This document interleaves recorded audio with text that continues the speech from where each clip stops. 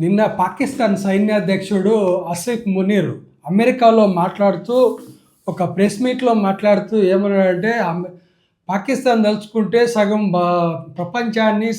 ప్రపంచాన్ని నాశనం చేయగల అణుశక్తి మా దగ్గర ఉంది అని భారత్ను ఉద్దేశించి మాట్లాడాడు. అంటే భారత్ను భయపెట్టించాలనే ఉద్దేశంతో ట్రంప్ అండతోటి పెట్టయిపోయి మాట్లాడాడు. అంటే దాన్ని చాలా టీవీ ఛానల్స్ కూడా యుఎస్లో ఛానల్స్ కూడా కొన్ని ఖండించినాయి.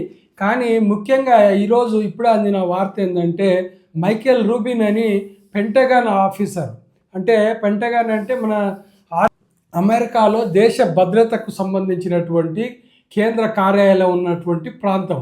పెంటగాన్ అంటే అమెరికాలో దేశ భద్రతకు రక్షణ రంగానికి దేశ భద్రతకు సంబంధించినటువంటి కార్యాలయాలు ఉండేటువంటి సిటీ.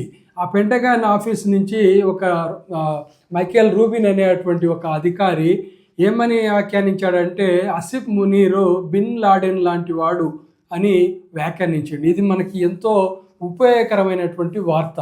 ఎందుకంటే ట్రంప్ ఈ మధ్య అసిఫ్ మునీర్ను పెట్టుకొని చాలా డ్రామాలు ఆడుతున్నాడు.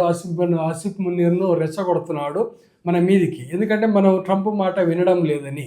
మనం ట్రంప్ మాట వినడానికి ఏమో అసిఫ్ మునీర్లమా కాం కదా. అసిఫ్ మునీర్ వింటున్నాడు కాబట్టి అసిఫ్ మునీర్ని అడ్డం పెట్టుకొని మన దేశాన్ని కించపరచాలని, మన దేశాన్ని రెచ్చగొట్టాలనేటువంటి ప్రయత్నాలు డొనాల్డ్ ట్రంప్ చేస్తున్నట్లుంది. అందుకే లేకపోతే అమెరికా గడ్డ మీద ఒక పాకిస్తాన్ జనరల్ సైనికాధికారి ఇలాంటి మాటలు ఎలా మాట్లాడగలుగుతాడు? సగం ప్రపంచాన్ని నాశనం చేయగల శక్తి మా దగ్గర ఉందని. ఇది చాలా దరిద్రమైన మాట కదా ఇది.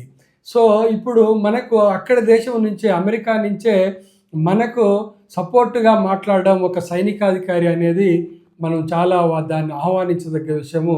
అతనికి మనం ఖచ్చితంగా ధన్యవాదాలు చెప్పాల్సిన అవసరం అయితే ఉంటుంది. India, it would take half the world down with it. Munir also reportedly targeted India over the Indus River, allegedly threatening